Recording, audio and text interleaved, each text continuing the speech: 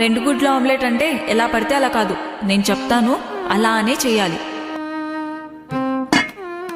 ఇప్పుడు ఒక టమాటా తీసుకో. ఓయ్, ముందే చెప్తున్నాను, సగం టమాటాను మాత్రమే వేయాలి.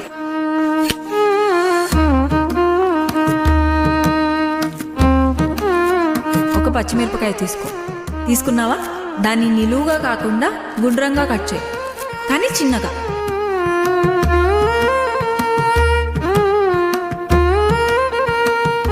ఇప్పుడు ఒక ఉల్లిపాయ తీసుకొని సన్నగా తరుగు.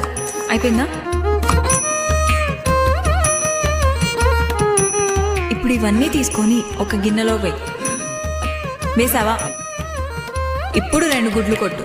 ఇదిగో ఇప్పుడే చెప్తున్నాను, అందులో పెంకు పడిందో అయిపోయావే. కొంచెం ఉప్పు, కొంచెం కారం వేసి బాగా కలుపు.